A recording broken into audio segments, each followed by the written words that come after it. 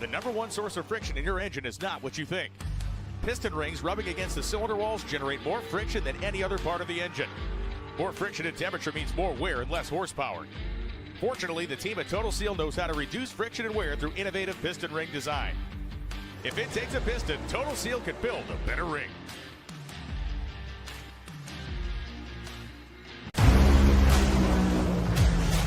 Drag racing fans, check out Drag Race Bracket Bonanza. It's the free, family-friendly fantasy bracket game.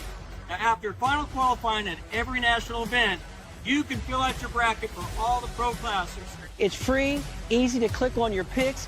If you need some help, just hit the randomizer button to fill in the blanks. It's for fun, stay engaged, and pick your winners today.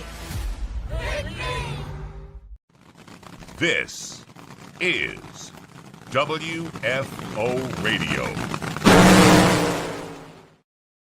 Hey everybody, WFO Radio is back. The Parade of Champions continues. That's right, the 2025 champions. They climbed the mountain, they got to the top, and then they get to talk to me as we get ready for 2026, the 75th season of the NHRA. Now, if you're a fan of Nitro, you love pro stock, and you wonder, Lucas Oil Series action, I don't know those guys. This is where you get to know the champs, and they're going to be going after it again. It is so cool to see the Lucas Oil Series competition out there, and we are going to speak with our Super Gas World Champion. He comes out of the Southeastern Division. I've raced on the same track with him in Rockingham, a couple of different category though, a couple of months ago, and he joins us now, Mr. JJ Brock. JJ, congratulations, world champ. Thank you, sir. So the story on NHRA.com by Kelly Wade, who is amazing, gives a lot of detail into your background. And it was really funny, guys. We were just talking to JJ right before the start. Like he's like, what happens if someone texts me or calls me? I was like, yeah, you just put your phone on do not disturb. And if it's a friend or a family member that's in your like favorites, my screen will go black. But the bottom line is we'll be able to, I'll just talk my way through it. And he's like, all right, I think I'll be okay. And immediately someone texts him. And since we are pre-recording this, I don't think it's because they're seeing him on WFO, which happens all the time. People text people like, hey, you're on WFO right now. It's like, yeah, I know I'm live. You've just knocked this off the air. But that's okay. JJ, with his beautiful Camaro, you got to see this thing, goes out there and stuns a lot of people in the super gas world. Got a couple of race wins, won the Baby Gators, won Richmond, had success early in the season. And the Southeastern Division racer, look at that. The beautiful sun in the background, the Gator Nationals, amazing. It was, that was actually the Baby Gators as we get ready for the Emily Motor Oil NHRA Gator Nationals. But JJ, in the end, was able to knock down the championship and become the Lucas Oil World Champion for 2026. While we wait for JJ, since we are getting ready for the Emily Motor Oil NHRA Gator Nationals, and maybe you're watching this much into the future, we encourage you, WFO Radio, subscribe, click the bell down there on YouTube. We have an audio-only podcast feed that you can check out. When you're over the road, you're driving track to track, that kind of stuff, you can join us every week. We do shows. We have our own drag race bracket bonanza group, and we have a lot of fun with NHRA Mission Foods Series and Lucas Oil drag racing. And so now he's back. We got him. It's funny how we just talked about that and it happened. We did. I know, right? It's all right. I'm really good at I messed that up. So sorry about that. That's all right. No worries. I got to plug our drag race bracket bonanza group and get everybody to subscribe, hopefully, in the future so that they can see more interviews like this. It's got to happen at some point. All right. How did you get started in drag racing? Let's start there. So, honestly, my dad, he got me into it. I mean, I was a little fella, 6, 7 years old. And anyhow, he had a buddy that got him into it that built some race cars. And anyhow, what is funny about that, my dad wanted me to mention this, too, because he said it never gets mentioned. As a kid, I hated them. I mean, the sound of them, I'd be scared to death. I'd have to run over there and hold my ears, be a little baby. But anyhow, I finally got in going with him and his buddy. I finally got to ride in a couple of race cars. And so once I finally rode in one, got over my fear of the sound, it went on from there, and it's been good ever since.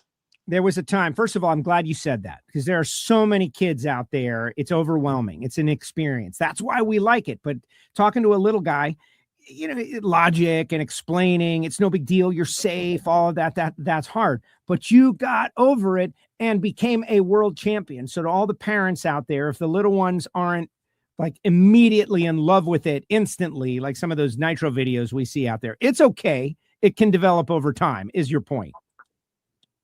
That's right. I like it. Now, your dad was a dirt track racer, though. And there was a time where it could have gone either way, right? Like he wanted to go dirt racing. You wanted to go drag racing.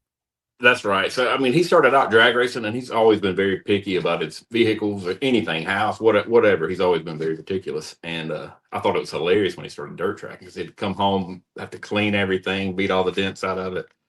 But there was never a chance that I would go that route. So you're a drag racer. I'm a drag racer. That's awesome.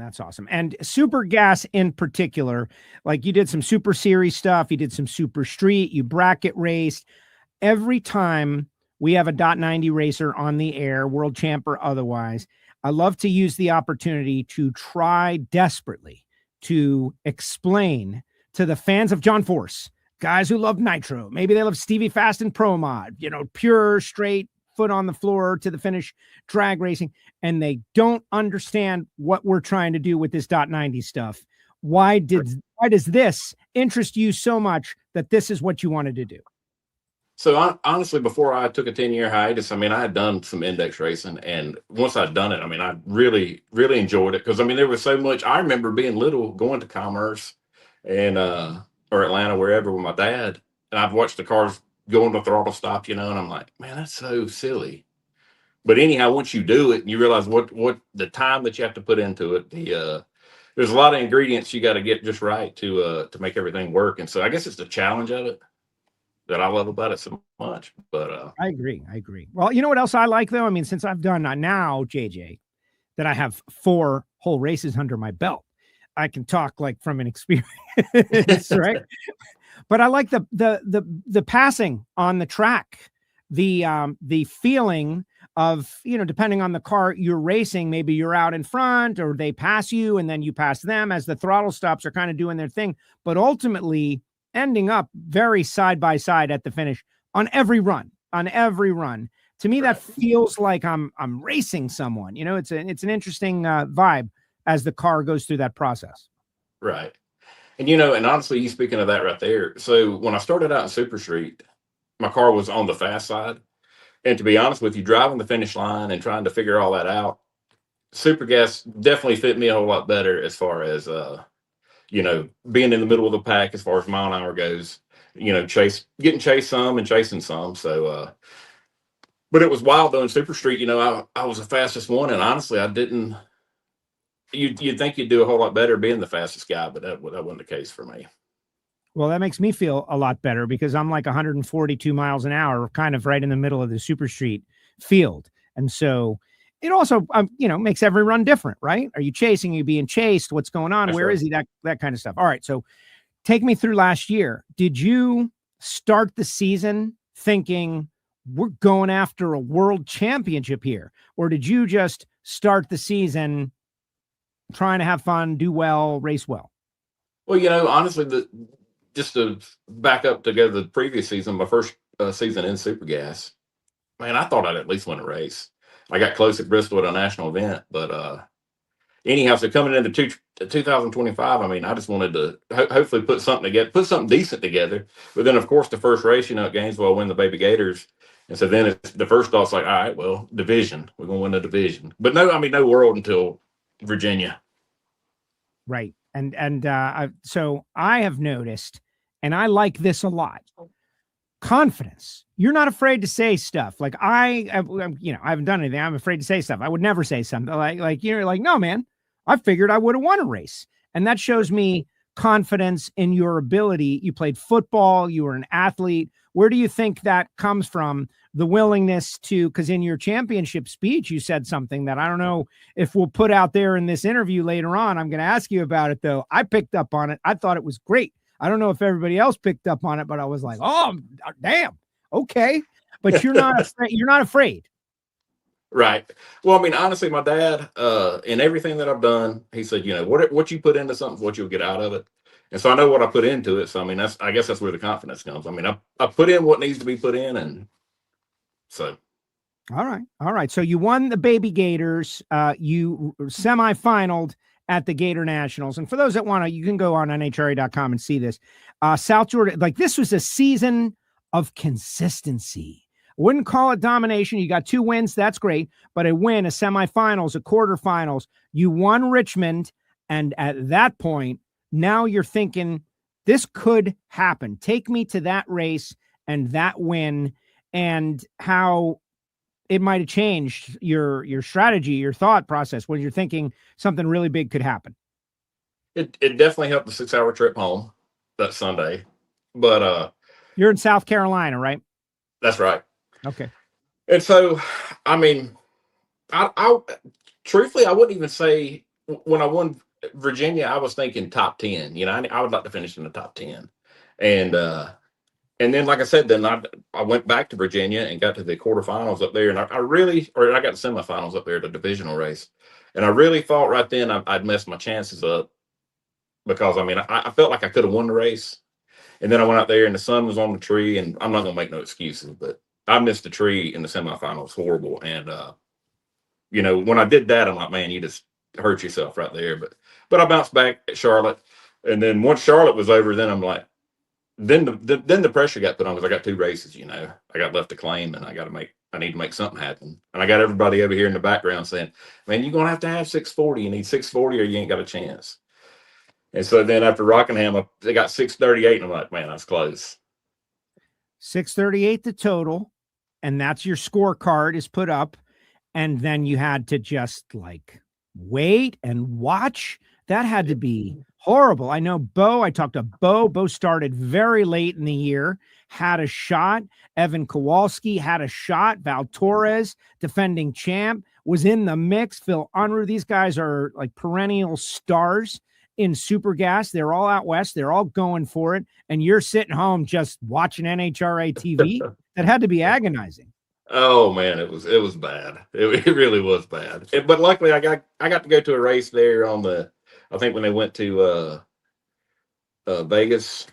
So that helped out. I got a weekend where I wasn't totally tied up with it. But then, of course, you had everybody coming up to you. Hey, you got a chance to win the world, don't you? I'm like, well, I do. I'm just waiting and watching right now. That's terrible. It is terrible. Leave them alone. Leave everybody alone. And too, you got everybody saying, I mean, nobody was saying, hey, you got a good shot at this. Everybody's like, man, you got the best of the best coming. It's not looking good. No, they were not. You're done, man. JJ, you're done. Bo Butner, man. He won 2 times in a row. You got no chance. Nice friends. Yeah, I know. I love them. Yeah, they make you tough. That's friends like that make you tough. Sounds like my friends. But in the end, all right. So where were you when it happened? Because I know where I was. We were there at the finals. It's Thursday. We're running it out. Certain people can't win the race, that kind of stuff. So explain, if memory serves me right, it's all a blur, but explain your perspective when you went from normal human to world champion. So I honestly just left work and got home, and my dad was honestly probably more tore up about it than I was. And he's like, well, we'll just meet up tonight, you know, we'll watch everything. And so I never agreed to that was our plan, you know. But it's when I pull in the driveway, my dad's there. I'm like, gosh, he don't listen. But anyhow, we literally walked in the shop, and within 15 minutes, I mean, all of it went down. I mean, you know how fast it went down. Yeah. And man, I was just in shock, you know. I mean, I'm still soaking it in, you know, like them 3 weeks were so bad that I'm still like, gosh, is it real? But it was wild knowing that I figured it was going to go down to you know, the final round, you know, again. And then second round, it's done. I'm like, wow, we did it. It's over. Yeah. Well, and then the phone started. And then all my friends, I knew you could do it. Oh, yeah. They're back. Here they are. I had your back the whole time, JJ. I knew you were going to win it. Now, who are these people, your friends that you're talking about? Because I'm sure some of them race and they're in the mix also. Yeah, so Jimmy Raper and Eddie Pauly, both them run Super Street with you. And but Jock, Jim Perry, and honestly, I will tell you this. So getting back into it and getting to run Super Gas, man, I've made a lot of great friends. I mean, and friends that when they tell you congratulations or they call you and I mean, it's sincere, they mean it. And Jim Perry, one that sticks out there, he called me. He called me when I got to Rockingham, and he's like, "Hey, just don't think about nothing. Just do your thing." And so it's just nice having your buddies on your side. And some of them's good and some of them's mean, but they all play their part. I love it. No, I think it's great. And yeah, well, everybody has this same affliction or addiction, and they know what they go through. You talk about being successful. I'm going to ask you about that in a minute. Like how, what does it take away from the track? But first I want to know, like, all right, now you've won, you and your dad, you got to go. You got to get out there. You got to get west now. You got a little bit of not that long. Plane tickets are not cheap when you're buying them for like the next day. So walk me through that. What happened? So anyhow, I called Tracy, my wife, and I was like, well, I won the thing. I said, so just talk to Jason Galvin, and this is what we got to do. And she's like, which, I'd kind of, and honestly, Jim Perry had coached me a little bit on this, but so I'd kind of been halfway preparing, and the weather, I mean, I hated the forecast was like it was, especially when we got out there and didn't even get to watching that racing. But, for the guys that was actually, had to cram it all into Thursday, it wasn't good for them. But honestly, in my situation, it worked out. It gave me 2 extra days to get out there, really, Sure. But yeah, it was definitely a rushed ordeal, but man, it was a great experience, and everybody said that you got to go do it, because I was like, man, do I even want to go all the way out there? And but I'm glad I did.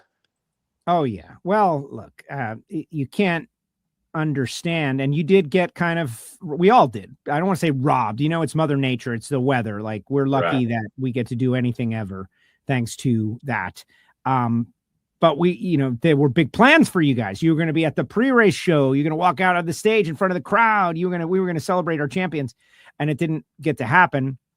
Nitro didn't turn a tire. It was, everybody will remember that it was a bummer, but it is what it is.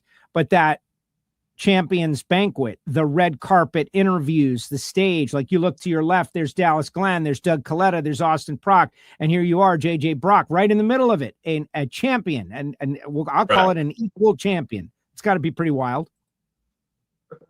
Oh yeah, man, that was very neat. And speaking of, you saying about it being a bummer for the rain, but and so for you and Jason Galvin, all the NHRA crew, I mean, y'all, for the situation, man, y'all made it great. Y'all took care of us and showed us a great time, even though we didn't get to watch no racing. So I do appreciate that. Well, that's the job. That's the whole point. We all, we're entertaining ourselves too, JJ, honestly, because there's nothing worse, as to be at a racetrack with a job to do and you can't do it. So to come down, hang out with you and your pop a little bit, do some stuff on the stage, have a little fun, make the moment. My Thursday was amazing. Like, I will remember that Thursday forever. I can't tell you about too many other Thursdays in my career, but that one is totally unique because we ran the whole finals in one day and we crowned champions. All right, so you got to go get a tux and you got to make a speech on Monday night. You did well. How did that go, though, that whole preparation? I guess you met Carducci. Yeah, he's a very nice guy. Character. Honestly, he was hilarious and that was an experience in itself. But the speech part of it, man, I guess that's if there's one thing I dislike about winning a world championship, it's that I'm not a good public speaker or like getting up in the front of a crowd and talking. So that's definitely not my strong point. But it turned out pretty well. All right, you got a chance to thank everybody in that speech, but you get another chance right now. Beautiful race car. Mean looking, man. Really good. There's a lot of Camaros out there, but this is a green, by the way. Not afraid of the green, which I admire. That's good stuff. Who helps you? Who do you want to thank? Shout them out. All right. So, and honestly, this year it's going to be a little different because so I got to think, I'd say at Virginia, I started parking near Paul Freer and Lauren Freer. And so, honestly, this year I'm going to get to drive another ride. I'm going to be driving one of their cars in Super Comp. So, wow. Cool. they've been great to me, and do appreciate them. But of course, PAR with Scott Duggins, they take good care of me, and Trailer Ranch always there for me, and his wife. I'm still waiting on my number ones from her though, but she's got to get them made so before Gainesville at least. How big are you going on the number one? I'm not big. All right. Some still people got to see out of the car. Yeah, all right. Gage Herrera went pretty big with his number one, but yeah, you got to see out of the car. Keep going. Who else? So, you talking about green. So when I first started racing, and I actually drove for a guy. So when my dad started dirt track racing, when I broke my arm playing football, I was just going to the track helping a guy. And so this guy came up and he's like, man, he worked at the track. He said, I got a race car. He said, you can drive it next year. So, and it was green, and everybody's like, man, you ain't going to win nothing. And honestly, I did very well in the car. And as soon as we painted the thing blue, my buddy Jimmy Raper, I don't think I won nothing in it. I might have won one race out of 2 years. And I'm like, I would never. So when I got this thing and it's green, I'm like, well, it's just we're going to leave it green no matter what. And it's definitely staying green now. But so anyhow, Jimmy got me back into it. Eddie Pauly, and Eddie's the reason for the other championship I'd won. I mean, I got to drive his stuff. He let me borrow his car to actually win the championship in. Love Ed Pauly. He's great. Dawson's great. Those guys are great. Ed helps out like behind the scenes, NHRA on Fox sometimes. Real devoted drag racer. People may not fully understand. Extremely devoted drag racer. Yeah. Man, Eddie's been, and I hated that happened to him in Virginia. But no matter what happens, he's a good dude and always has a good outlook on everything and has good tips, guidance, So do appreciate him. That is great. All right. So I'm going to bring it back to the championship speech in a second, though. But away from the track, like how much do you put into this? Everyone has their own thing. It's not easy. You got to put in work. It's like homework for kids, right? Like for every hour in class, you got to do 2 hours of homework if you can get the most out of it or something. How much effort do you put into your race team, and what do you do to keep your car and your equipment world championship worthy? Well, honestly, when you look at, there's so much more to it than just a race car. Because you're working on wheel bearings on the trailer. My wife would say I put in probably 90% of the time to the racing. But, and what's so funny? I'll be out there doing something and be aggravated that I'm having to, work on something. And she's like, why do you do something that you look so miserable doing? And so anyhow, when I won the world championship, I said, that's why I do what I do. But, that's great. But, there's a ton of work that goes into it. And what's funny for me is, we got a couple of weeks in between races, a lot. And, you'll make a list and, it always, I still leave late. I never can get nowhere on time, but, and you do all this planning and, still it's just constant work, but I love it. There it is. No, that's it. It's constant work. It's for a certain type of person. It's for a certain character person who likes to cause themselves problems and anguish for their own entertainment. Right. It's true. And also with various levels of ADHD or some sort of obsessive compulsive behavior, like all drag racers have got some like tiny twinge of that. All right. We're getting ready for NHRA 75. You've seen the Diamond Wallies. I know you want to get one of those, I'm sure. But at the banquet, one of your sign-off statements was, I felt like a bold statement and prediction, especially in Super Gas. That is a tough category. Do you care to revisit the end of your speech right now? What did you say, JJ? I don't remember, to be honest with you. All right. Hey, the Super Gas guys wasn't there. That's why I said what I said. I didn't know y'all was going to air the thing. That's true. That's true. Nobody was there except for fellow champions and their family. Nobody heard what you said. I'll keep it a secret, but if somehow, then we're going to have to go back because that would be an incredible statement. Like that was, this guy's got guts. Which, and honestly though, I feel, and so one thing I wanted to say, so getting back into this, 15 years ago when I raced, all I did was drive the car. And Jimmy Raper and all my buddies, if something tore up, I didn't know how to fix it. But paying attention and learning. And so that's what made, honestly, when I won Virginia, I honestly don't think my wife totally understood this, but so when it's all over with, I just got my dog with me. And we're sitting there in the motorhome, and I'm just sitting there thinking about all the stuff I've done to this car. Because when I bought the car, I brought it home, it was race ready, and I ended up changing the motor, transmission, or I went through the transmission, rear end, rewired the car before it just wasn't exactly the way I wanted. My dad's like, why didn't you just build one? I said, well, I've wanted something to race, get on the track, but I ended up doing a ton of work to it. So that's one thing that's made this one a little more, it means a little more just because, like everything on the car, I've pretty much done it. I'm not saying I did it all alone. I've had some guidance of phone calls. Hey, how do I do this? But, so that's what's made this one special to me. I totally can relate to that. I can completely relate to that. It's, the first time I ever raced that was my dad. I was a kid, and I was lucky enough that my dad put me in position to do some things. Now I'm the one out there figuring out how to put 5/8 studs in my new axles. And man, when you try to tighten them up, they come out. What's going on? 6 hours, JJ, 6 hours. It's okay. I got them in there. But that is tremendous. So are we going to see you in Orlando? What's your schedule for 2026? Yes. So that's the plan. Start in Orlando and both Gainesvilles. And then I guess we go to South Georgia after that. Yes.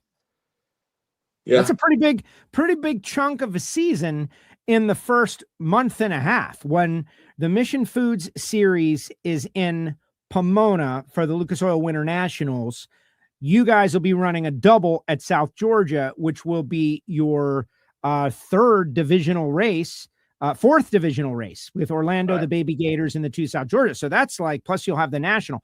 That is a pretty large sample size. If you can start off hot, you can put a lot of pressure on people. You are correct. And it will definitely tell you how the season's going to go. That's for sure. Honestly, I wish it wasn't like that, but because you're going to put yourself in a situation to be like I was in last year. I'd rather be the one out there driving, going racing, and they're worried about. But I guess we get to do that in the beginning of the year. We get to get them worried early.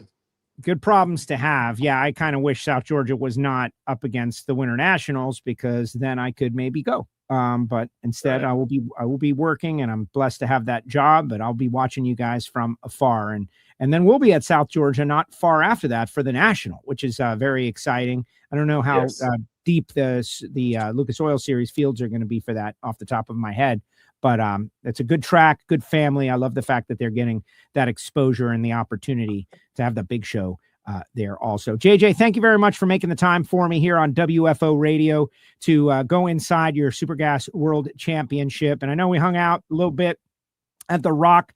I'm just getting the most narrow of experiences with the Lucas Oil Series bunch as a racer, as opposed to, being there as an announcer.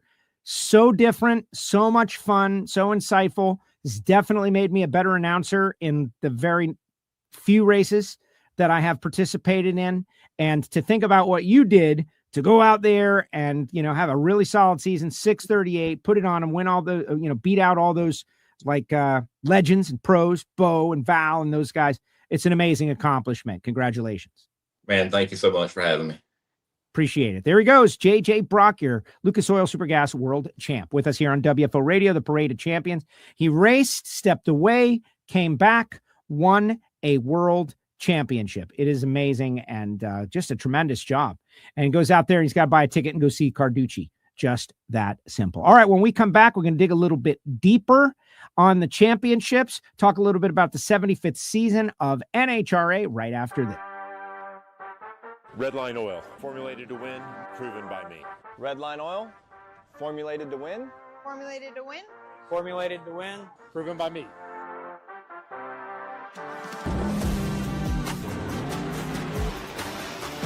Formulated to win, proven by me. Proven by me. Proven by me. Redline Oil, formulated to win, proven by me. For more than a decade, FTI has strived to become the leader in the aftermarket performance transmission and converter industry.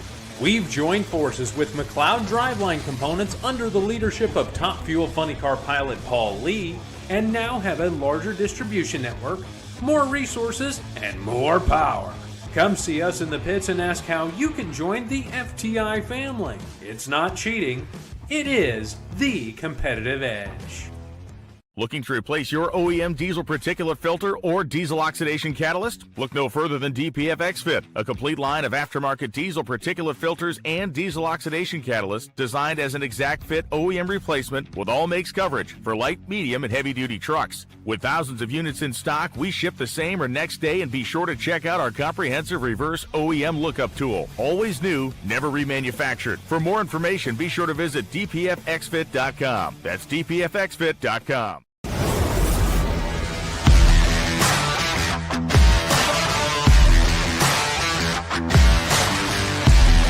Foggit is a high-performance fogging oil designed especially for internal combustion engines. Foggit can be used by everyone. If you have a lawnmower, a jet ski, a motorcycle, a tractor, a high-performance car, a classic car, racing vehicles, if it has a cylinder wall, it needs Foggit. And you can get your can of Foggit at Summit Racing Equipment. Go to summitracingequipment.com. Super cool speaking with JJ, and we are well into the parade of champions in the National Hot Rod Association as we get closer and closer to the start of the 75th season of NHRA. And I am, I keep saying I'm super excited. I'm ecstatic. The metaphors are just over the top, right? The hyperbole is through the roof because it's true. It's true as news breaks over the weeks and we get closer and closer to Speed World Orlando for JJ and myself, and the Amalie Motor Oil NHRA Gator Nationals for the rest of the East Coast. Out west, they'll be racing a week earlier out there at Firebird in Arizona, the first divisional race of the year, and it's off and running, the Diamond Wallies. But the news has been really great, and recently, the Summit catalog arrived at my house. And for those of you that, building the Project Pontiac, the race car that I'm out there and super excited. Last year, the folks at Summit, they helped me out, a couple of very important parts that down the stretch. And so they got to know the car a little bit. And so I'm just real proud. I want to show you guys. It's on my social. But in each Summit catalog, there is a pull-out poster that is available, and it features, I could hold it straight, right? Look at that. It features Project Pontiac, and there's a whole story and a QR code about the show, and hopefully new people who have never heard of NHRA drag racing or hot rodders, believe it or not, those people exist. It's wild that the car culture community that orders through Summit is huge and international, and not all of them are drag racers. They don't know about Super Street and how they could be out there trying to chase Wallies and division championships or world championships like JJ Brock. And so thank you to Summit Racing Equipment for putting Project Pontiac in there. And when you get your catalog with Pro Stock World Champion Dallas Glenn on the cover, you can definitely check it out. And, I can only say that I'm thankful and appreciative to everybody that helped me along the way. Summit and Fuel Factory and Foggit and everyone, FTI Performance Transmissions and Torque Converters. That's Paul Lee.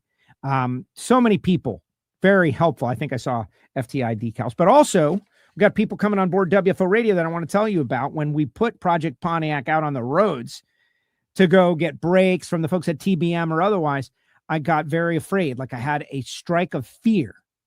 A stripe went down my back, like a yellow stripe went down my back, thinking about going out on the highways and byways, starting out here in South Florida. And that's when I called the folks at Larice Motorsports Insurance. The Larice family, Holden and the team over there, they had a need and they created it. They started thinking about all the stuff that they've got, and they wanted to go through a mainstream insurance company. And they realized that they're not covered. There's all kinds of exemptions. And is your key on? Is your car on the return road? Are you in the staging lanes? Is the car on the lift? Is there race fuel in your trailer? So many exemptions buried into those mainstream policies that you would not believe. And are you even insured? Is your equipment insured? With folks at Larice Created Insurance, where that is a fact. You are insured without those exemptions. You can go to LariceMotorsportsInsurance.com to find out more. Give them a call. Get a quote on your equipment. And what are we talking about? Race cars, trailers, tools, equipment, pit vehicles, motorhomes, all that stuff under one motorsports policy. Peace of mind. Hopefully you never need it. Hopefully you never need it. And yet somehow the way the cosmos works, somebody will need it. Now, off-track coverage, right? Like if it's in storage, it covers physical damage in transit, in storage, at the track, in the pits, in the staging lanes, up to the water box. Then the coverage pauses when you're in the water box and picks back up on the return road. Now, you can inquire about additional coverage. Bottom line is, I think it's a no-brainer. And I don't know. I know about me. I don't know about you. But I could not afford to just replace all my stuff, like, and go racing tomorrow. Like, oh, some old lady crashed into me on the way to the track, and I'm just go buy another one. That's not where I'm at. I know I got to work harder, and I am. I'm trying to work as hard as I possibly can, but I'm not there yet. That's what insurance is for. Check out the folks at Larice Motorsports Insurance. Think about those exemptions, and are you, in fact, covered? They've got great policies. They got great coverage, and they're on board with WFO Radio here in 2026. Very excited. Thank you to the Larice family. Also want to shout out to our friends for hard parts, obviously, gaskets. HusseyPerformance.net. David Allen and the team, just give them a call. Whatever your gasket needs, they do quality copper gaskets, copper sourced in the United States of America, the best possible materials, but also now composite. They get them out the next day. Fast, super fast service. 412-716-4872. Yeah, I'm looking down at my paper. 412-716-4872. Beaver Falls, Pennsylvania. They've got a contingency program in the NHRA. Alcohol Funny Car, Alcohol Dragster, Top Sportsman, Top Dragster, HusseyPerformance.net. Shout out to those guys. Thank you very much for supporting WFO Radio. And thanks to Frank Hawley's Drag Racing School. What they're doing is they're taking your family member who doesn't understand about your passion, and they can give them a day experience called the Dragster Adventure. Driving a dragster, you show up with nothing. You drive dragsters all day long. It's $500. I think it's a great deal. Go to frankhawley.com to find out more. Our friends Marvin Rodak at rodakscoffeeandgrills.com. I got angry this morning. I'm watching, I'm on Instagram feed, and I see someone advertising, coffee from around the world and coffee club. The Rodak's Coffee Club is something we invented in like 2011, showing how ahead of the curve we were. To steal their copy, most coffee that you drink here in the United States of America comes from 3 countries. It's like Colombia, Brazil, and Kenya. Something like that. Why? Because it's the cheapest. But some of the better coffees come from other countries. And that's what coffee clubs are for. Rodax has all of that waiting for you to be roasted fresh per your order. Instead of when they just, send you a bag of something, you can actually call Marvin, 817-924-6821, and talk about like your coffee flavor profile, if you will. Like, man, I want it to be extreme caffeine. He's got something for you. He actually does special blends. Call Marvin, rodakscoffeeandgrills.com. Everybody should have a can of Foggett. Our friends at Bernie's Speed Shop, BURNYZZ.com. Josh Hart and the team in Ocala, Florida. They'll be doing the Fan Fest Wednesday before the Gator Nationals. But it's a dealership for cars of consequence, classics, exotics, amazing cars, hot rods, muscle cars, cars of consequence. Bernie's, BURNYZZ.com. Give them a call if you want to sell your car on consignment or sell it to them or buy or do a frame off restoration. They do all that great stuff. Shout out to everybody, whether it be Redline Oil, Jesse Converters, our great friends at Total Seal Piston Rings with the Hidden Horsepower podcast. I'm sure everybody's got Total Seal in their car. And if you would love to join our Patreon page and get a little extra content, it's patreon.com/WFO radio. Talking to JJ makes me think about how hard all of our Lucas Oil Series racers are working. And you don't see it. And it's a really tough task for everybody top to bottom. And you get your 90 seconds or whatever it is on NHRA.tv. And Jason or myself or Chris Monahan or whoever happens to be with us, Derek, whoever it is, does our best in that burnout to stage, to run, to talk about the racers and their performance. And then the next pair comes up and it's like, man, everybody's got a story, a great story of the hard work and the effort they put in. And I don't know if you're thinking about chasing a world championship this year, if you're a racer, but we do our best. We try real hard to make noteworthy, to make it noteworthy for what you're doing. I can tell you, it's so funny. Exaggerating, right? Exaggerating my experience, exaggerating any experience. Like the time I played basketball with Tribe Called Quest, exaggerating experiences. But in my 4 Lucas Oil Series races, I used to bracket race a lot. I won a track championship. I knew what it took to race weekly. The Lucas Oil stuff is a different level. You're going to be driving 4 hours, 6 hours, 12 hours. You're going to be far away from home. Preparation. And I think racers just want to know that people understand how hard it is. And whether it's those guys at the Chili Bowl or the Sprint Car Racers or the Craftsman Truck Series or the O'Reilly Series or the Cup Series or Formula One or the Mission Food Series or Super Gas in the Lucas Oil Series, the size of the investment is different, and maybe the quantity of human investment for workers and team members is different. But the passion, the drive, and the determination it takes to stand out as a motorsports champion all are noteworthy. So if you're a fan of WFO Radio, if you're a fan of drag racing in general, you watch these guys, go grudge racing and race for $200,000 in a hit. JR Gray wins the Pro Mod World Championship. The next time the Lucas Oil Series rolls out on the track, go get a seat, get your popcorn ready, pick your favorites, get closer to the top end of the racetrack, and enjoy.